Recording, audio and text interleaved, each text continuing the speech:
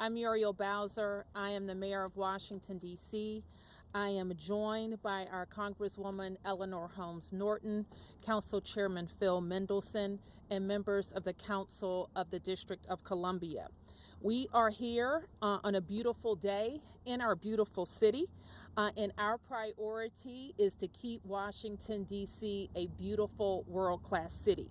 But unfortunately, we are here today to talk about potentially devastating and really highly unusual situation that we faced with the draft budget CR that would immediately have the effect of cutting $1 billion out of our local budget. So let me tell you what's happening.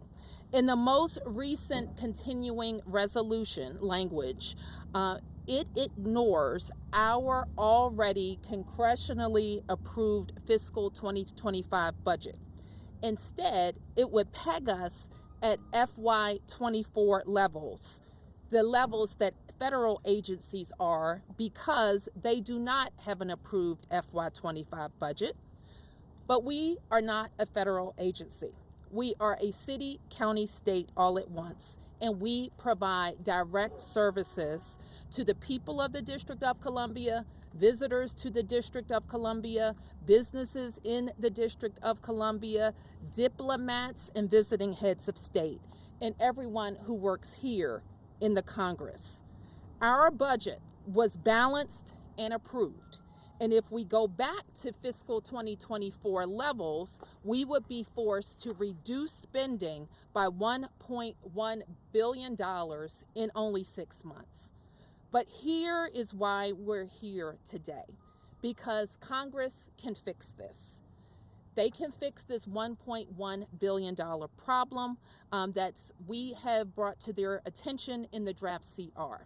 The Congress can add the language back to the continuing resolution, the same language that's been there for the past 2 continuing resolutions that authorize us to spend our locally generated revenue according to our own approved budget and timeline. And I want to emphasize the local part of that statement. The District of Columbia raises and spends its own money just like every other state.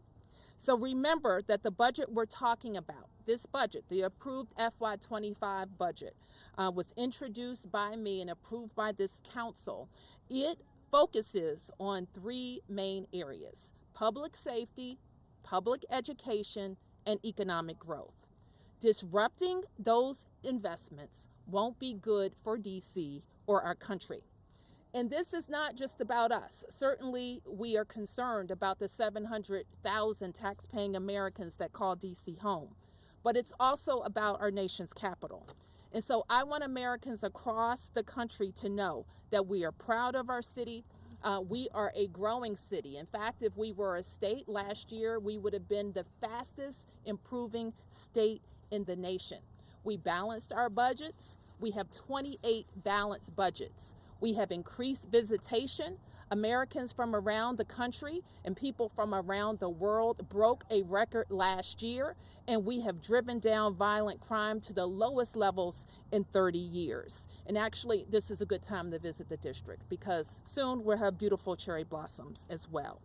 This action, let me be clear, if the Congress goes through with this action, it will work against a priority that President Trump and I share, and that is to make Washington, D.C. the best, most beautiful city in the world. And we want to work with our partners in the federal government to ensure that D.C. always represents the strength and prosperity of this country.